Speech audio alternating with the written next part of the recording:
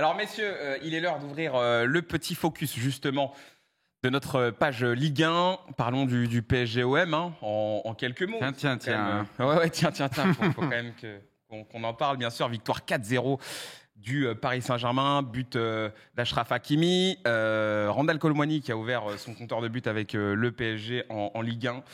Et un doublé de Gonzalo Ramos, et on a vu une domination très très nette du Paris Saint-Germain qui a étouffé l'Olympique de Marseille, on peut le dire comme ça, dans tous les compartiments du jeu. Kylian Mbappé qui est sorti touché à la cheville aux alentours de la 30e minute, donc qui a laissé sa place à Gonzalo Ramos, mais tout ça n'a pas suffi. On a eu un Olympique de Marseille qui a été littéralement amorphe dans cette partie-là. Est-ce qu'on pouvait s'y attendre, Pipion, à un tel match? Est-ce qu'on pouvait s'y attendre à un OM aussi peu engagé dans cette partie? Peut-être pas dans le résultat, oui, mais parce la qu'on se doutait manière. que l'OM allait perdre. La manière, ouais, par contre, c'est inquiétant. Peut-être que le match contre l'Ajax, c'était un petit sursaut d'orgueil, mais finalement, c'était un Ajax qu'on a vu très malade. On a qui a vu perdu le PSV, ce qu'ils leur ont mis encore. Feyenoord. Mais même match interrompu, guerre des ultras. Enfin, en gros, à l'Ajax, c'est vraiment la crise. Et tu dis finalement, ce match-là qui était spectaculaire, qui était bien pour nous, mais en fait, c'était entre deux équipes très malades. Et voilà, il n'y avait pas trop de défense et ça s'est un peu laissé aller. Mais au final, ouais, c'est vrai qu'il y a eu un abandon total, que ce soit le système de jeu, que ce soit la défense. Et pourtant, tu as quand même des occasions. T'as Vitinha qui s'en procure. Donc tu dis, voilà, c'est ces moments-là où si l'OM veut exister dans ce genre de rencontre, c'est évidemment, tu dois les mettre. Il n'y a pas d'autre choix. Après, le PSG de Luis Enrique commence à monter en puissance. Eux, ils sont sur une trajectoire ascendante. Ça commence à dérouler, positif aussi pour Luis Enrique de savoir que Barcola a fait une première titularisation très intéressante, Ramos et Colomwani qui débloquent le compteur but, qui ont beaucoup apporté, Dembélé qui fait enfin un geste décisif. Je pense qu'il y a beaucoup de positifs à retenir pour ce PSG là, et c'est vrai que pour l'OM c'est très inquiétant, on va y venir, mais il va y avoir une recherche d'entraîneur, il y a une équipe qui a pris beaucoup de coups de massue, il y a aussi évidemment cette situation avec les dirigeants qui est très compliquée, la relation avec les supporters. C'est vrai que comme le disait Yous, il y a une semaine, ils étaient invaincus. Ouais. Et Marcelino, ça allait pas, mais tu vois, on ne pouvait pas s'attendre à ce que ça explose ainsi. Et là, voilà, on est en cours de saison. Tu as un gros calendrier. Je ne sais pas si Poineau a les images, mais. Non, on l'avait le calendrier. Ça va s'enchaîner d'une manière à vitesse grand V. Et l'OM peut perdre beaucoup encore. Donc voilà, il va falloir bien penser à ce niveau. Mais par exemple, j'y viens, mais au-delà de la situation et tout, il y a des joueurs qu'on est en train de totalement perdre. Enfin, Chancel Mbemba, je ne le reconnais pas. Moi, j'adorais ce joueur. Même là, contre l'Ajax, il est fautif sur un but. J'ai dit à quelqu'un, il est passé dans un petit coffee shop avant le match, parce que franchement il nous a fait des trucs qui sont un petit peu lunaires. La force hollandaise. Pour moi qui était vraiment, je le dis, avec Danso, c'était le meilleur défenseur de Ligue 1 à un moment. Là il est totalement en perte de vitesse. Non, il est en perdition. C'est vrai qu'on le reconnaît pas.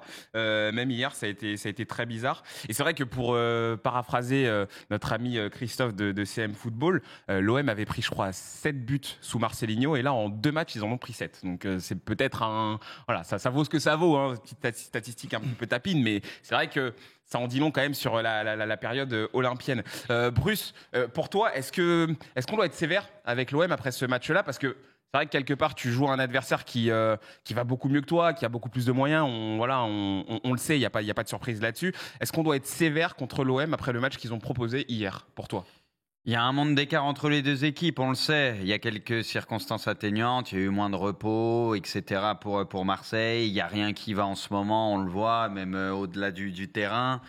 Mais quand même, tu peux perdre et perdre. Il y a une manière de perdre. Le truc, c'est que là, même au niveau de l'envie, etc., enfin, t'as l'impression qu'ils étaient tous perdus complets. Ils ont abdiqué très vite, quoi. C'est ça le problème. C'est même l'état d'esprit. Je veux bien que la confiance soit pas au rendez-vous en ce moment. Tout est compliqué, mais même au niveau de l'état d'esprit, tu dois au moins mettre le minimum. Et là, même le minimum, il n'y était pas. Donc, c'est pour ça que tu te fais gifler.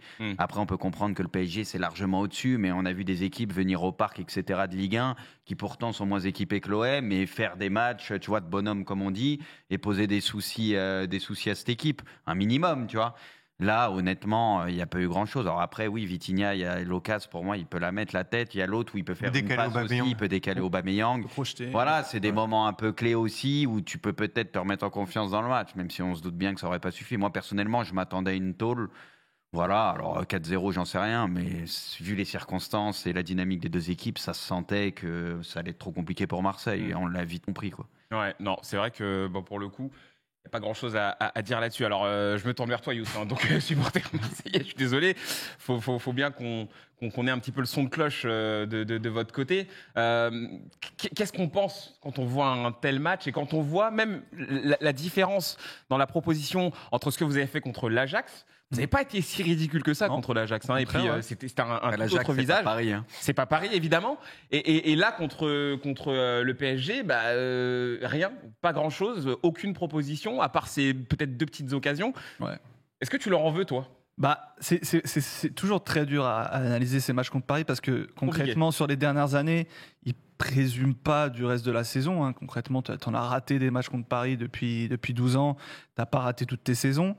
Avec une compo pareille, effectivement, elle conditionne le match parce que clairement, c'est une compo où tu fais le choix de refuser le jeu. On peut voir les stats. Tu gardes le ballon 23% du temps. Sur les 15 premières minutes, il n'y a pas un moment où tu arrives à ressortir. D'ailleurs, les 2 occasions de Vitinha, c'est les 2 seules fois où tu passes le milieu de terrain. Donc, tu as ces occasions-là qui peuvent potentiellement te permettre de survivre dans ce match. Mais quand tu es dans une optique telle que celle que tu avais hier, et que forcément le peu d'occasions que tu te dois d'être létal, tu les rates, c'est fini quoi. À partir de là, je pense qu'effectivement on parlait on peut pas relancer mentalement. Le match, et puis on parlait de mentalement. Je pense que les joueurs concrètement, ils voient effectivement que c'est trop fort en face, que les 2 premiers buts viennent peut-être ils viennent pas de nulle part, mais d'une certaine manière, c'est des événements qui sont difficilement contrôlables. T'as un coup franc qui a 20 mètres des buts et un but sur une frappe qui rebondit, qui ricoche. Certains disent qu'il y a hors-jeu. Bon, ça c'est pas le débat. Donc le plan te permettait de pas être trop en danger, mais tu as trop refusé pour toi mettre en danger l'adversaire, alors que tu as vu des équipes comme Nice, on parlait de Nice juste avant, on n'a pas fini d'en parler peut-être, je sais pas, c'est pas moi qui fais le programme. Non, et puis voilà, on a des exemples d'équipes qui ont fait douter le PSG, et l'OM hier n'a pas fait douter le PSG, et tu as vu que sur le peu de fois où tu pouvais mettre un peu de pression, tu avais peut-être la possibilité de récupérer des ballons, jouer plus haut. Donc c'est un peu déçu de ne pas avoir pu croire. Maintenant, voilà, on est obligé de parler du contexte, comme le disait Scipion. Tu as un coach qui est arrivé avant-hier, qui n'a pas forcément d'expérience au haut niveau. Tu as toutes ces choses-là qui font que c'est compliqué. Donc là, c'est une période de transition pour l'OM. Il y a un nouveau coach qui, somme toute, va arriver. Mais ouais, compliqué d'en vouloir, parce que voilà, ça va arriver vite. Il y a Monaco la semaine dernière. Par contre, effectivement, le match contre Monaco, là, on est sur un autre truc, un match qui va être très compliqué, mais une autre équipe, là, il n'y a pas de complexe d'infériorité à avoir. À voir comment ça va le faire. Moi, je voulais juste revenir sur un truc qui m'a, au-delà du terrain, qui m'a pas plu. C'est les sorties en zone mixte des différents joueurs de l'OM après le match. Je pense qu'il y en a plein qui l'ont vu, c'est lunaire. En fait, les mecs, 10 minutes après s'être fait rouster, ils arrivent et te disent « Ah, on n'a pas tout donné. » Mais frérot, fallait le faire. C'est pas Gigot qui a dit « On va les attendre, on va au match retour. » Mais qu'est-ce que tu vas faire ça, c'est pas le moment en plus. Ouais, genre en mode, on va savoir les accueillir aussi. Ouais, non, oui, t'as ça. Après, bon, ça, à la rigueur, c'est dans le... Oui, mais tu peux pas dire la vérité, tu peux pas dire ça. Je suis d'accord avec toi. Montre autre chose sur le terrain. Non, mais t'as des mecs comme Paul Lopez qui ont dit c'était un match amical. Ouais, c'est bizarre. T'as Mbemba qui dit on n'a pas mis ce qu'il fallait. Mais 5 minutes après le match, je trouve ça très dur à entendre quand t'es supporter. En fait, juste pour te couper 2 petites secondes, c'est vrai que quand t'as l'OM comme ça, t'es pas bien en ce moment, c'est compliqué et tout, mais moi j'ai l'impression quand même que dans ces cas-là, tu dois accepter que l'adversaire est supérieur et te vider la tête et faire ce que tu peux, parce qu'en fait, si t'es ridicule dans un match comme ça, c'est dans le bilan que tu vas faire après derrière, ça va être encore plus dur. Donc moi je pense, t'as pas les armes pour concurrencer le PSG, mais propose autre chose en fait, tu vois. Essaye de faire le vide et propose autre chose. C'est facile à dire, mais moi quand je vois l'OM comme ça me surprend en fait. Ta seule chance, tu vois ce que je veux dire, ta seule chance de faire mal à Paris, et on l'a vu il y a pas très longtemps où Garté Auquet n'était pas titulaire, c'est Nice, et ils l'ont très bien fait. Savoir limiter la casse, bien défendre, mais surtout être à l'aise techniquement, en confiance. Les ressorties de balles, à chaque fois ils arrivaient à trouver Mofi, etc., gagner des mètres, ils perdaient pas la balle bêtement. Tu vois Marseille, ils sont pas en confiance, ils sont en panique en 2 secondes. Et vu que le PSG presso, ils récupèrent tous les ballons. Le truc, c'est que quand tu as des sorties de balles intéressantes, c'est des joueurs qui peuvent gagner un peu des mètres balle au pied et qui paniquent pas techniquement. C'est comme ça que tu pourras faire mal. Tu passes le premier rideau du PSG et là, ok, on peut parler. Le truc, c'est que Marseille actuellement est capable de le faire. Pourtant, quand tu vois les joueurs, etc., tu te dis, bon, il y a quand même des joueurs, ils peuvent faire quelque chose. Mais le truc, c'est qu'il n'y a rien qui va en ce moment à l'OM. Nice est bien plus en confiance et on l'a vu. Et eux, ils ont fait le match parfait contre Paris. Je te rejoins. Moi, là où ça me choque aussi, c'est vraiment, c'est beaucoup dans l'attitude en fait. C'est-à-dire qu'il y avait très peu d'agressivité. Alors après, c'est peut-être aussi une histoire de consigne, de système qui veut ça, qui fait que tu vas pas te découvrir parce que tu as peur des comptes, parce que tu as peur d'ouvrir des espaces.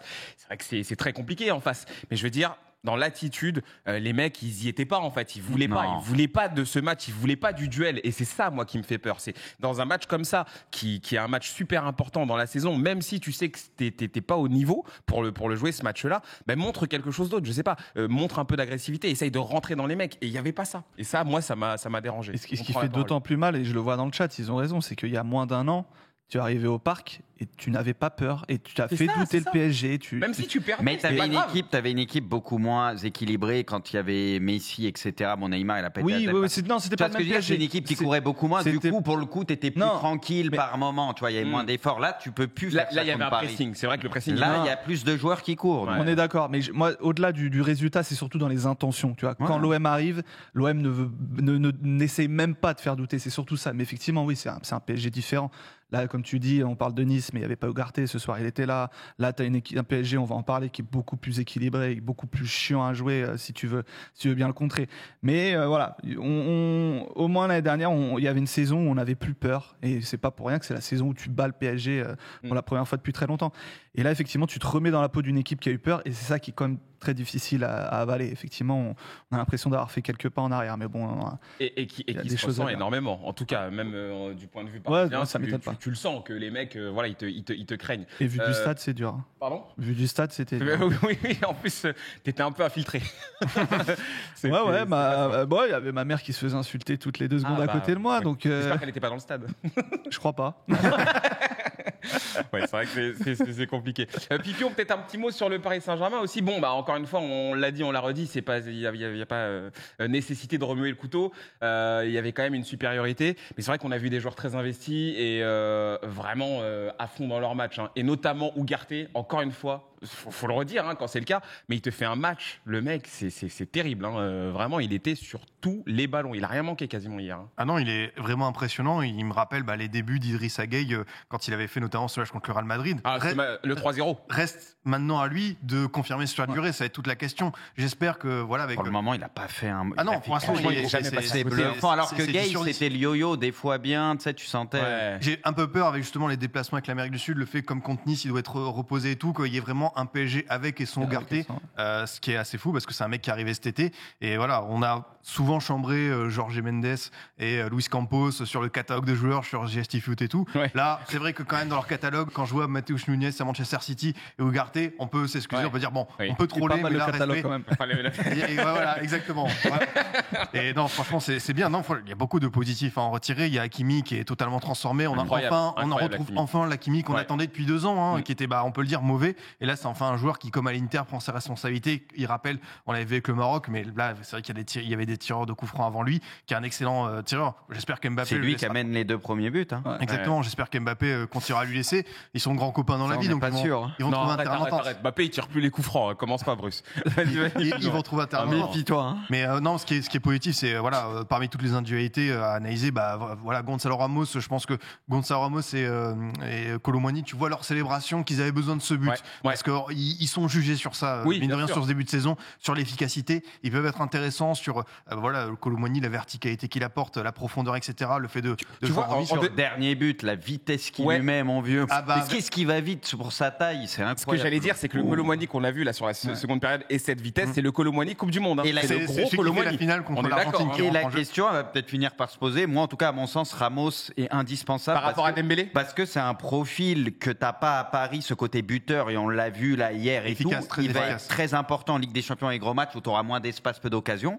Sur le côté droit, entre Dembélé et Kolo Muani. Pour moi, Ramos Mbappé, c'est obligatoire et du coup, il y aura peut-être une place pour 2 à voir. Donc, et Kolo Muani, s'il commence à prendre confiance et tout, ça peut être autre chose. Dembélé, il va falloir qu'il soit peut-être un peu plus juste. Et moi, je voulais juste rajouter un truc, c'est que, me dites pas, je suis anti-Mbappé, hein. Mais juste ce match était parfait pour mettre en confiance tout le monde, parce que quand Mbappé est sorti, forcément, les autres joueurs, les attaquants et tout, ils vont avoir plus de responsabilités, parce qu'on sait qu'Mbappé a beaucoup de responsabilités. Et du coup, c'est là qu'on a vu d'autres qualités. Je pense que c'est bien pour la confiance de tout le monde. Et on l'a vu parce qu'ils se sont régalés, ça jouait, le ballon circulait bien, etc. Et ils ont tous croqué, tu vois. La répartition du ballon, elle était équitable, tu vois, entre tout le monde. Et on a vu Dembélé, le centre pour Ramos, etc. Colomwani pour Ramos et tout. Et c'est bien aussi pour tout le monde de voir que même quand Mbappé peut-être n'est pas là, ou etc., ou si jamais Mbappé est dans un jour sans, bah, tu peux aussi compter sur les autres parce qu'ils se mettent en confiance. Et ça, c'est cool. Et Hakimi, très bien aussi. C'est vrai que moi, depuis qu'il est à Paris, je le trouve catastrophique par rapport à son niveau qu'on a connu avant, quand on l'a vu un peu avec le Maroc ou avec l'Inter. Et c'est vrai que là, pareil, Hakimi, tu le sens en confiance. Il fait un très bon début de saison. Et Marquinhos, c'est pareil aussi. On est en train de retrouver, j'ai l'impression, Marquinhos. Oui, il est de retour. Ouais. Mais c'est ça qui est super intéressant. C'est une journée au boulot, ça. C'est ça qui est super intéressant avec ce qu'on a vu avec le PSG. J'en ai pour 10 secondes.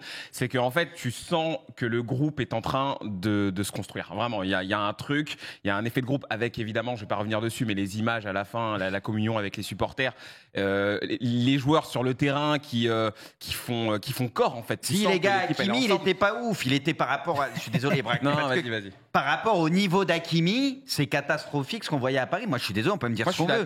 Hakimi, son niveau moyen, c'est censé être parmi les meilleurs à son poste. Je suis désolé, on était loin de ça. Il y avait même des latéraux de Ligue 1 qui apportaient plus. Non, il faut arrêter, les gars. Très décevant. Hakimi a jamais été au niveau où il est là actuellement avec le PSG depuis qu'il est arrivé. Et d'ailleurs, j'avais tweeté ça hier, mais pour moi, c'est encore une nouvelle version d'Hakimi parce que c'est un Hakimi qui peut limite parfois se transformer en avant-centre, qui va venir apporter des solutions, qui va combiner avec les milieux, qui va combiner avec Dembélé énormément. En fait, c'est un Hakimi qui me donne l'impression qu'il a envie de faire beaucoup plus de choses sur le terrain. Et ça, c'est quelque chose qu'on ne le voyait pas faire. Peut-être pour certaines raisons que je ne vais pas citer maintenant parce que je ne veux pas rallumer la mèche. Mais en tout cas, ce Hakimi-là, il est très intéressant. Et pour cette saison, oui, il va avoir vraiment quelque chose à jouer. Mais oui, tout ça pour finir sur Paris. Il y a un truc qui est en train de se dégager de cette équipe. Et c'est vrai que le fait de voir Mbappé sortir et de voir qu'en fait, ça tourne quand même très très bien malgré que Mbappé sorte. Franchement, c'est... Puis Ramos, il a des ballons après, hein. C'est tout bénéfique, en effet. Il rentre et il a des ballons. Jusqu'à maintenant, il n'avait pas de ballon. Quand il y avait Mbappé avec lui, on avait très peu. Non, mais parce que forcément, il monopolise plus la balle. Tu vois, c'est un truc sur la répartition, c'est logique, mais ça, les gens sont pas prêts à le comprendre. La répartition, j'adore ce mot. Mbappé doit faire un peu de concession pour le bien de tout le monde. Je le dis depuis 100 fois. Il doit mettre en confiance un peu plus les autres et le PSG sera bien meilleur. Mais il faudra composer avec ça quand il sera toujours là. Très bien. Pipion, t'avais coupé la parole. Non, après, je pense que... non, pas. Pardon. Non, on peut faire des digressions comme ça me dérange pas du tout. Après, je pense que même si Mbappé était là 90 minutes, ils auraient roulé. Je pense que t'es d'accord avec moi sur le... Oui, mais Ramos, etc., les autres, je pense, auraient été un peu différents. C'est peut-être, mais tu vois, Ramos était là sur les 2 premiers matchs. Mbappé est rentré à la fin contre Toulouse. Voilà, il s'est pas franchement mis en valeur. Je pense que c'est une histoire aussi de temps d'acclimatation. Et c'est pas la faute de Mbappé. Si Dembélé était à 0 but, 0 passe D, c'est qu'il était maladroit, emprunté et tout. Je pense qu'il y aura... Ce PSG-là, il a besoin aussi d'exister sans Mbappé parce qu'on ne pourra pas continuer. Oui, ça, moi, je suis d'accord. Il faut qu'il y ait des moments où tu puisses montrer que tu peux te passer de lui. Tu as raison, il y a une répartition, un équilibrage des rôles. Mais ça, c'est à Luis Enrique. Et on sait qu'il est... Voilà, Luis Enrique, il a quand même connu un vestiaire du Barça avec Messi, Neymar, Suarez, Xavi, Iniesta. Il sait comment répartir tout ça. Mais le joueur principal, tu vois, Messi, lui, il faisait jouer plus les autres. Je suis d'accord, mais je pense que Luis Enrique va réussir à dire à Mbappé, à lui faire comprendre parce qu'il est là. Et Mbappé, il sait qu'il a besoin justement d'aller très loin avec des champions pour prouver par rapport à d'autres. Et je pense que c'est le coach idéal justement pour lui faire comprendre ce message. De toute façon, il y a une forme. Tu voulais rajouter quelque chose? Non, je pense que Skipper a tout dit, hein, mais effectivement, par rapport à Hakimi, je reviens un peu, mais c'est juste pour conclure, je me permets, mais c'est surtout qu'effectivement, il a un rôle complètement différent de ce qu'on avait pu voir du Hakimi précédent, sur la saison précédente. Et il revient au milieu, il est dans ce rôle un peu hybride où il joue très intérieur, comme les latéraux de Pep Guardiola. Et moi, personnellement, j'étais curieux de savoir, parce qu'on voyait sur le début de saison, avant que Dembélé arrive, Dembélé était très, très excentré. Je me disais, mais avec Hakimi était très excentré. Avec Dembélé, comment ça va se passer? Et au final, on voit qu'ils arrivent à jouer ensemble. Hakimi, plutôt intérieur, chose qu'on n'avait pas forcément vu les saisons d'avant, est très intéressant, très bon. Donc, son but avec Vitinha en LDC où il rentre à l'intérieur. Non, au final, dans un rôle qui est pas facile. J'étais curieux de voir ça. Et au final, il montre qu'il a une palette beaucoup plus large qu'on pouvait le penser. Donc, big up Achraf. Belle saison. Continue comme ça. Enfin, pas trop. Calme-toi. Quand même. Mais voilà. Pour revenir sur Hakimi. Non, d'ailleurs, Poineau fait bien de me le rappeler dans l'oreillette, mais c'est vrai qu'il y a des moments où Hakimi, carrément, on a vu un système avec un milieu limite à 3. Avec lui. Il y avait un 3-3-4. Voilà, c'est ça, Hakimi qui rentrait beaucoup dans le milieu de terrain. Mais ça va être intéressant aussi à observer tout au long de la saison. Ça, il y a de plus en plus de clubs qui le font. Avec un latéral qui va beaucoup plus monter et l'autre qui va être un peu plus dans le cœur de la défense. Ça veut faire le Pep petit à petit de tous les côtés. Il inspire les gens, qu'est-ce que tu veux. veux. À voir comment ça Barcola s'articule. aussi bien, ouais, c'est vrai, on en a Ouais, pas bon parlé, match. Barcola. Ouais, mais Klose, ça a été compliqué. curieux par de moment. voir comment ça s'articulera quand il y aura Nuno Mendes qui reviendra. Oui, ça c'est Parce que, intéressant. Ça. ouais. Mais je pense que Curieux si Hernandez continue à être aussi performant, je ne sais pas si Nuno Mendes, ça va être aussi simple pour lui de retrouver sa place. Le Tu vois, truc, je c'est que ne suis pas sûr. Ça peut peut-être déséquilibrer. Ça peut équilibrer d'avoir Hernandez et C'est ça, Hakimi. c'est ça. Mais le truc, c'est que si tu as Nuno en pleine possession de ses moyens, moi, c'est là où j'ai des gros doutes parce que autant de blessures en si peu de temps pour un jeune joueur, moi, ça me fait très peur. Mais si tu as Nuno. Après, c'est son jeu et son Si physique. t'as qui font Nuno ça au aussi. top et connaissant Luis Enrique, il va pas s'en passer. Nuno qui est au top, franchement. Ah, toi, tu le vois mettre Hernandez sur le banc, du coup, Bah, ou alors Hernandez, replacer dans Hernandez dans l'axe, l'axe? Non, mais si t'as Nuno au top, ça va être dur de s'en passer. Parce que ce qu'il peut apporter, mon vieux, on l'a vu, c'est un carnage aussi. Donc, mais il faut qu'il soit moins blessé.